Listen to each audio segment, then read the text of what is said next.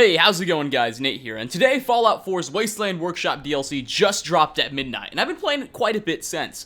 After its launch, I played it a little bit ways into the night, and then since I've gotten home from classes today, I've been playing it almost non-stop since, and I feel like I've got enough playtime into this DLC to really formulate an opinion about it. So, without further ado, let's do further. So first things first, when I initially loaded this DLC up, I was immediately surprised in two ways, both pleasantly and negatively, I guess you can say. What really caught my eye in a positive light was just how much new content was added into settlement mode. There is a lot of new stuff, and I use that term very liberally, but new objects are added, and it really changes the dynamic of this mode. Things called cages are added into the game, which allow you to capture anything from cats to death claws. And then you can use other things in the game called gamma, or I believe they're called beta wave transmitters, and those will allow the things you capture to interact peacefully with your settlers. So theoretically, you could have 10 death claws walking around your settlement, not messing with your settlers. So it's pretty cool how it changes that dynamic a lot as well. Another cool thing about settlement mode is you can actually create battle arenas and have the things you capture, or just your normal settlers if you want to unleash the inner sadist in you, basically fight each other to the death, which was another thing I thought was quite funny. Now, I should note, however, if you do get one of your settlers killed in one of these arenas, your settlement happiness level will drop significantly. I learned this the hard way and was very, very much angry with myself, as I had invested a lot of time into the settlement mode that I was currently getting my settlers killed in. So be wary about that. Be wary. Your decisions in this mode might have ramifications. There's also another instance in which I captured a couple raiders and a gunner, and then those guys got out after I cut the power. I didn't know what happened, and they massacred a bunch of my settlers. So it did take a little bit of time for me to master this DLC, but once I got the hang of it, I did have a lot of fun with it. Settlement mode was definitely overhauled, I guess you can say, and it changed my experience with settlements for the better by far. However, what I really didn't like about this DLC was how it pretty much changes nothing outside of settlement mode.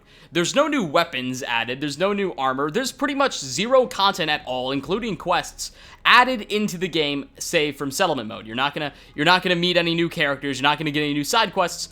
All it affects is settlement mode. Now, don't get me wrong, it's not like Bethesda ever marketed this DLC to be anything else. They never pretended this DLC was adding anything outside of I guess you could call it a settlement mode overhaul, so to speak. But I still was thoroughly disappointed when I found out that was all it was, because the Automatron DLC I thought established a precedent, when the theme of the DLC and the whole point of it was being able to get and customize your own personal Automatron, right?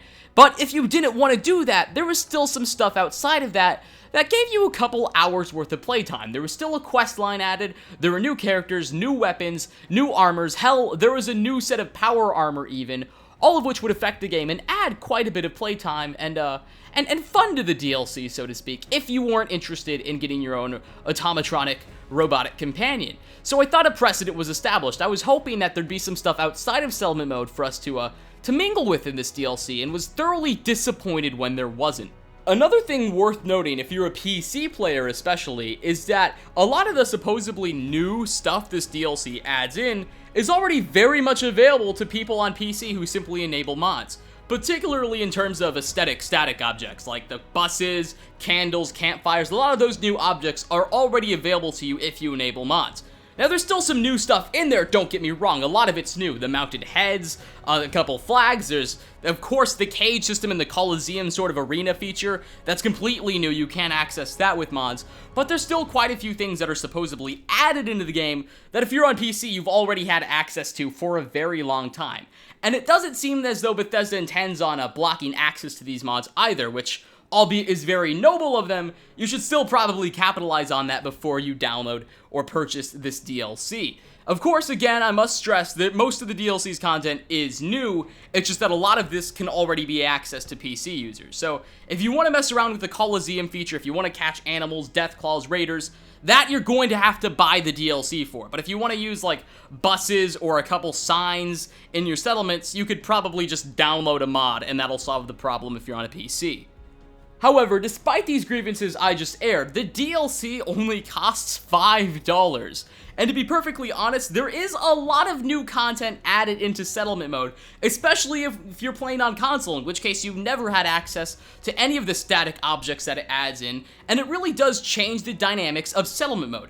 For instance, I found myself trying to capture and basically, I don't want to say tame, but try and capture and domesticate Deathclaws so that I could have them guard my settlements. I now focused on that a lot. Another thing worth noting is that if you capture raiders or gunners, the chances of your settlement being attacked are increased. So essentially, if you want one of your settlements to be attacked and you want to test its defenses, you can just capture a lot of raiders or gunners here and there, and that'll drastically increase your chance of your settlement getting attacked, which is the only real way you can do that on consoles now without completely deleting parts of your defense, which obviously kind of nullifies that purpose. Though there is a lot of new things added for console players, especially in this DLC, that really revamps and refines settlement mode and makes it better. Of course, there are issues with this DLC, as there are with any, but for its price, I feel like the amount of content is definitely appropriate. At only $5, what can you really expect? And the DLC does certainly fulfill any expectations I initially had. Now, it's no Automatron where it completely blew me away with what it was offering, but it still offered a decent amount of content for a fair price. So all in all, if I had to give this DLC a ranking, I'd give it a 6 out of 10. Purely because if you are not interested in settlement mode, this DLC is simply not for you. If you've never played settlement mode, I recommend you kind of mess around with it and experiment with it first, and then make the decision whether or not you want to expand upon that with this DLC. Of course, again, if you've already purchased the Season Pass, then all you have to do is hit the download button. But anyways, guys, thanks for watching. I hope you enjoyed this video. Like if you liked, dislike if you disliked, and I hope to see you all in the next video. Peace, everybody.